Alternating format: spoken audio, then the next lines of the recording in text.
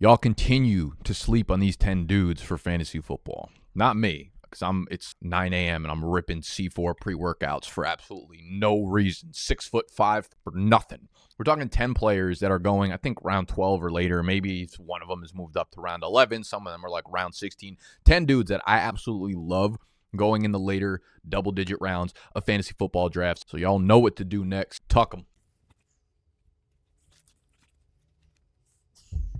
Stop yelling, but I'm going to hit you with, yeah.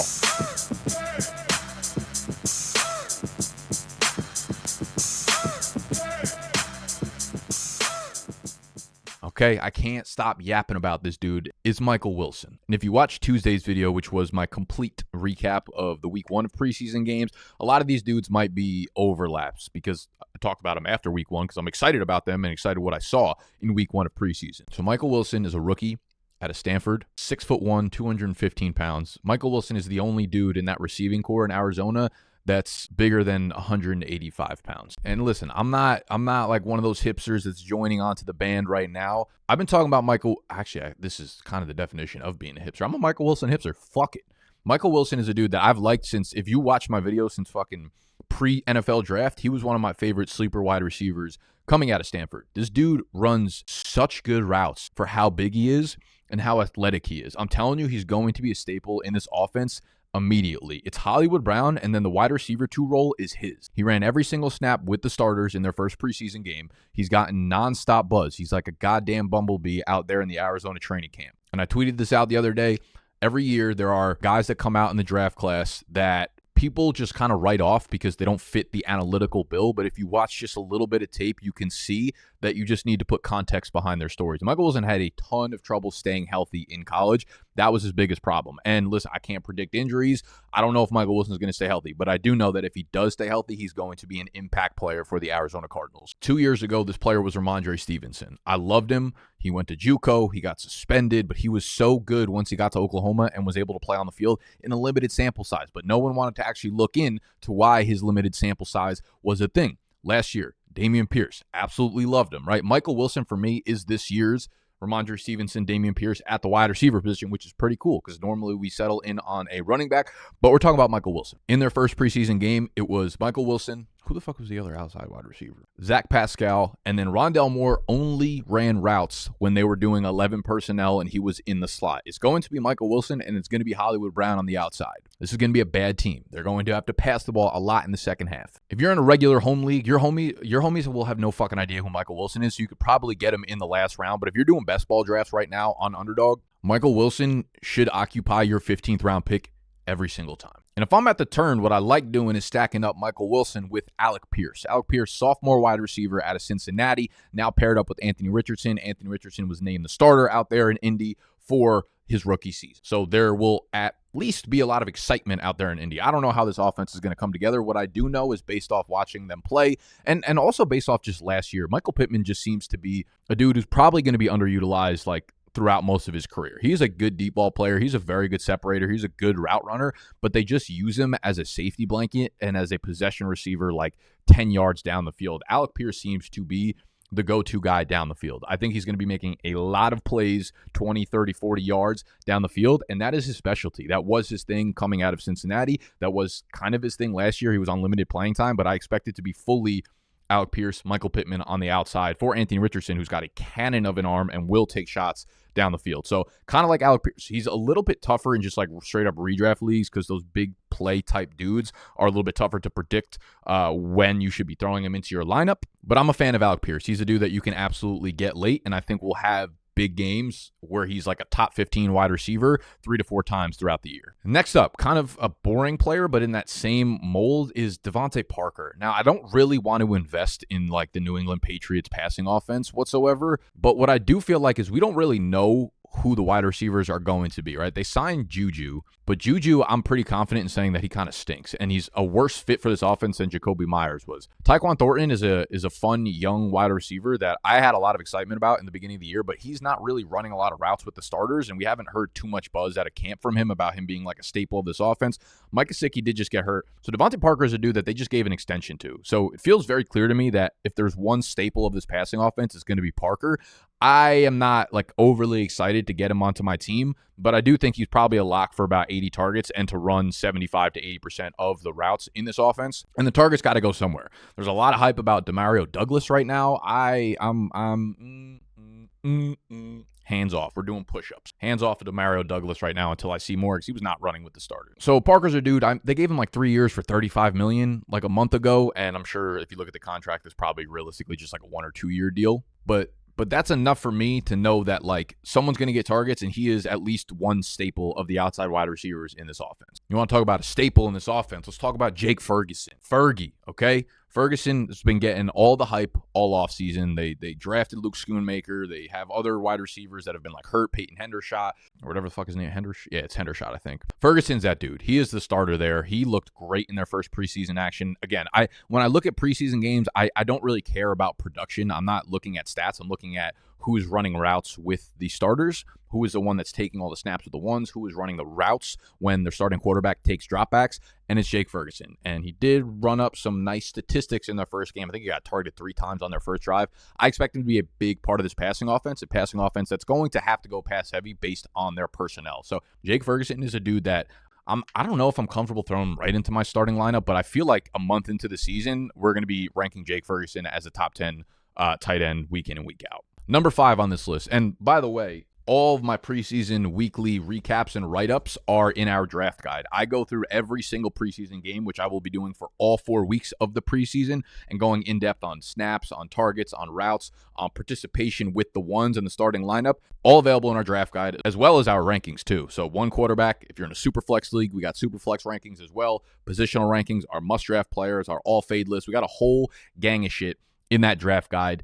You can get it in one of 2 ways. The first one is at full price on bdge.shop. So you can go directly through our website, bdge.shop, and cop it there for full price, $25. But if you want it at a discount, BDGE, use that code on Underdog Fantasy. So you can go to underdogfantasy.com, but we also have the link for the app right below. There's a link down there. If you click it, it'll take you right to the App Store, regardless of what kind of phone you're on. If you're on some Android type shit, it'll take you there as well. Once you download it, deposit $10 or more on there. Use promo code BDGE when you do so, when you deposit.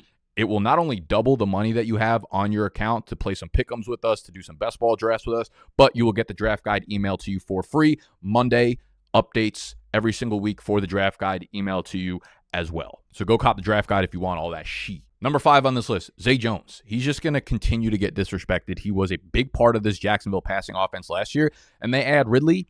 But I just think that's going to make the passing offense that much better. Obviously, he's not going to be the 1 there. He's not even going to be the 2 there. I don't even know if he's going to be the 3 there. But I just want a piece of this passing offense, and Zay Jones is such a discounted player. All right, I will continue to say this. This year, Zay Jones is Zay Jones again. I think T-Law might this offense is just going to run through the passing game. Like, ETN is cool. Tank Bigsby is cool, but they're not going to rely on their running backs to be the focal point of this passing offense, or the focal point of this offense in general. Their passing offense, there's part of me that's like, is T-Law, should he really be like the QB 7 or 8 in drafts right now? And then there's part of me that's like, man, I could also see him throwing 38 touchdowns this year, you know? I just think Zay Jones is going to be a really, really nice, solid piece of this offense. And if you're in like deeper leagues where you need a flex 2 spot, I think Zay Jones is pretty cool. So not a huge upside play, but I do think Romeo Doubs is a pretty big upside play here. Like I've already said this week, huge fan of the way Green Bay looked in their first preseason game. Yes, it might have came against backups, but I was more impressed with just the way Jordan Love looked, the shots he was taking, how collected he looked in the pocket, and how smoothly this offense ran. I mean, he threw some erratic throws, but I do think Romeo Doubs, who started off so hot last year, he needed to refine a bunch of things. He made a lot of drops. He made a lot of silly plays. He's a little bit of a raw player, but he's the type of dude that has a ton of upside, and as he develops more and gets more comfortable being on the field, he's just going to continue to get better and better and better. And I think Romeo Doubs is one of the more underrated players. Everyone loved him, and then they hated him, and now I feel like he's being underrated in this Green Bay offense. And I like Watson, love Aaron Jones. I like Luke Musgrave, who we'll get to next. But Romeo Doubs is a dude that I love because he's running all the routes with the ones. And Jaden Reed is a slot guy. When they're in 2 wide receiver sets, it's going to be Doubs, it's going to be Watson, and it's going to be magic. Last year, he was the guy all summer and then into the season, and then he got hurt, and then Christian Watson took over and became the guy. And that's for sure the pecking order going forward. But I think by the time he got back, he was still lingering with the injury. Watson was the one there. Rodgers don't trust nobody. Him and Love having the entire offseason together, building up the trust, makes me feel a lot more comfortable with him. But Luke Musgrave also, I think this is an interesting just like tight end class in general where we're not used to having rookies getting onto the field and playing immediately. This is like one, I think I'm going to make a bold prediction video next week. And one of the predictions, I want to do something with rookie tight ends because this is one of the first years that we have rookie tight ends being drafted and really being thrust right into the starting role. Like Luke Musgrave ran every single snap with the starters in their week 1 preseason game, which tells me that he's probably going to be a 90% snap guy once the regular season comes around. And just that opportunity, I don't know if it's going to lead to a ton of upside, but I think he's like a really sneaky, nice player for the Packers. That he's really athletic, so he could have a bunch of explosion plays. So Luke Musgrave, like Sam Laporta, is automatically going to be the starting tight end there. Dalton Kincaid's going to get a fuckload of run.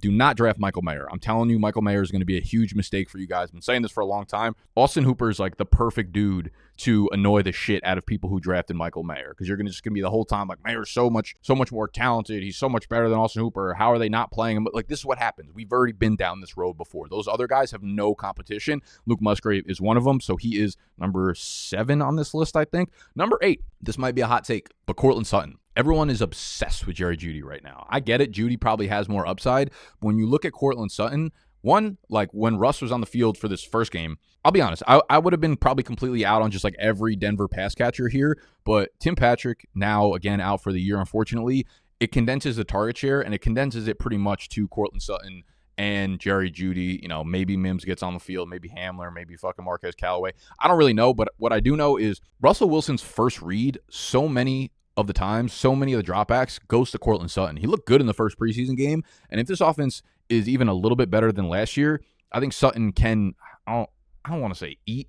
I don't want to say eat. That feels a little dramatic right now, but I do think he's a really good value at where he's going, especially like 6-7 rounds after Jerry Jeudy. I've been on record. I'm not a fan of Jeudy this year. I'm not going to be drafting that as price, but I would be okay with Courtland Sutton in the 10th, 11th, 12th round where he's going right now because everyone hates him coming off the hype that he had last year. Another downfield playmaker is DJ Chark. I think he ends up being the one in this Carolina offense. I think Bryce Young will connect with somebody. There was a lot of wide receivers playing with him in their first preseason game. They were playing with Adam Thielen. They were playing with DJ Chark. They were playing with Jonathan Mingo. They were playing with Laviska Shenault. They were playing with Shi Smith. They were playing with Terrace Marshall. They got everybody on the goddamn field. But I think DJ Chark is going to be the one that ends up excelling in this offense, becomes like the go-to guy for Bryce Young, especially downfield. Bryce Young is such an accurate player all parts of the field, and DJ Chark is a guy that operates on all parts of the field. I think Shenault will be involved, line of scrimmage. I think Thielen will be a slot guy for as long as his legs can hold up. I think Mingo's another dude like Shenault that'll get a lot of play around the line of scrimmage and maybe take some deep shots to him, but I think Chark will end up being the most consistent producer in this offense with Bryce Young. So Chark's my favorite. I don't want to spend up for any Carolina wide receiver because this could shake out anyway, but if I'm going to pick somebody in this offense, I've been getting a ton of DJ Chark, 13th, 14th, 15th round in best ball drafts, and I feel pretty damn good about it. Number 10, the last guy up on this list, we got a running back. I realized have we done all wide receivers? All wide receivers and 2 tight ends. God damn, Nicholas, what are you doing out here? One running back, though.